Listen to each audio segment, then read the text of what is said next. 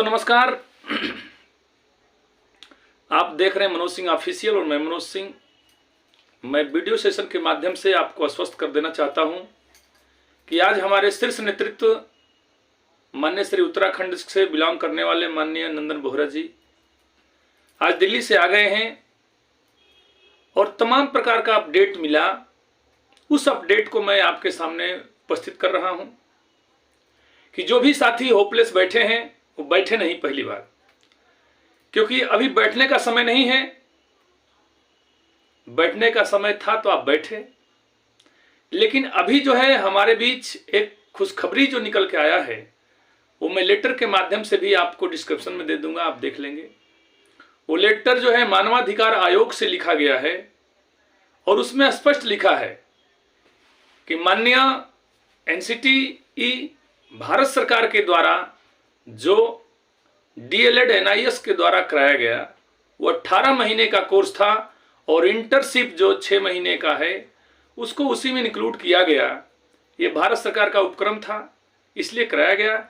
इसलिए माननीय प्रधानमंत्री जी से विनम्र निवेदन होगा, एमएचआरडी मिनिस्टर से निवेदन होगा, शिक्षा मंत्रालय से निवेदन होगा कि इसको एनआईओएस डीएलएड को जो 18 महीना का कोर्स कहा जा रहा है उसको गजट पत्र में शामिल करके और रिव्यू पिटीशन करने की कृपा करें। एनसीटी रिव्यू पिटीशन, क्योंकि हम लोग भी बातचीत कर रहे हैं तो उसमें यही स्पष्ट सामने आ रहा है कि अभी रिव्यू पिटीशन कर देने से क्या फायदा है।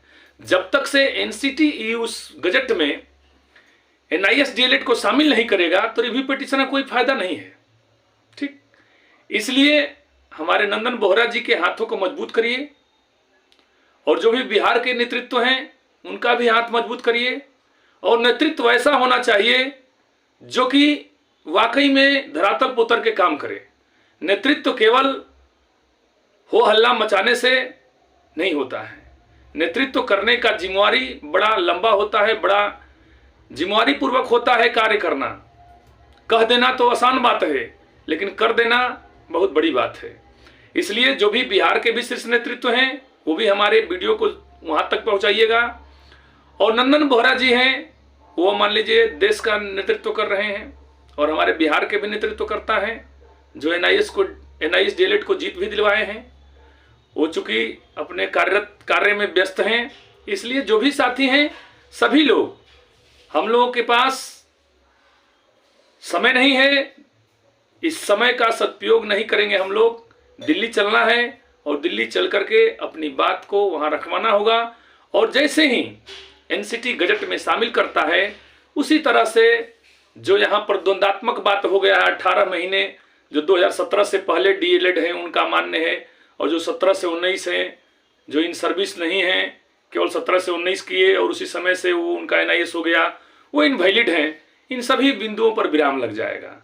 ये विराम तब लगेगा जब आपका सहयोग होगा, आपका साथ होगा, आपका सहयोग होगा, आपका विश्वास होगा, तभी हम लोगों का काम होगा। अन्यथा जो हो रहा है वो तो हो ही रहा है। ठीक, बहुत से ऐसे अभ्यर्थी हैं जो तमाम प्रकार के उटक नाटक बात करके आपको हमको बरगलाने का काम कर रहे हैं।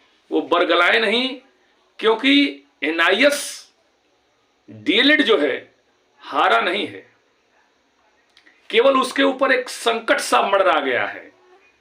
कहीं जजमेंट में नहीं लिखा है कि इसको बाहर करिए, ये नहीं कहीं लिखा है। इसलिए जो साथी ऐसे ऐसे टॉपिक को हवा दे रहे हैं, तूल दे रहे हैं, वो साथी सुन लें कि मैं पूरे कॉन्फिडेंस के साथ बोल रहा हूं कि एनआईएस वैलिड था, है और रहेगा। मैं इससे पहले भी बहुत इस बातों को चैलेंज किया हूं।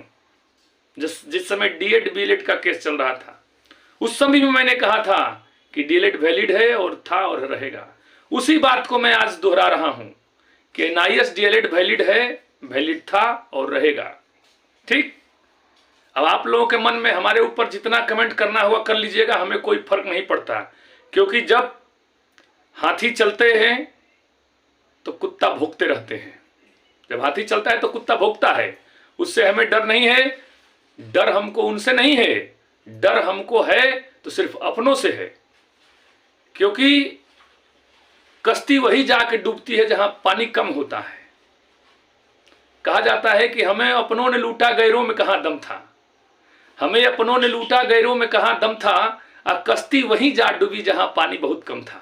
वही साथ हमारे साथ हो गया है, क्योंकि हमारे ही कुछ ऐसे साथी हैं जो काबिल साथी अपने को कहते हैं, वो कबीलाना करके और ये काम कर रहे हैं। क्योंकि कोई भी सरकार, चाहे वो बिहार सरकार हो, केंद्र सरकार हो, चाहे अदर स्टेट का कोई भी सरकार, कभी भी अपने एम्प्लॉय को निकालना नहीं चाहती है, नौकरी देकर हटाना नहीं चाहती है।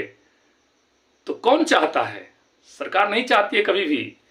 चाहता है तो हमारे आप जैसे अभ्यर्थी चाहते हैं अपने फायदा में दूसरे का कायदा बिगाड़ने के लिए।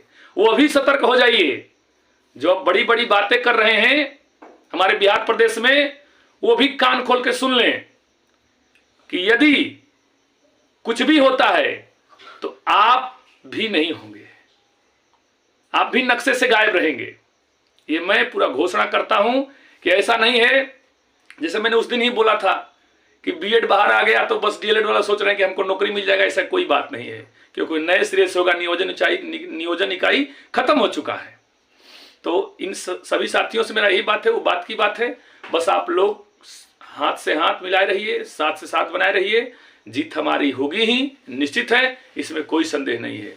अभी जो जीत हुआ है आधा हुआ है, ठीक, अभी आधा उसमें लफड़ा लगा हुआ है, वो अभी आधा पूरा खत्म हो जाएगा।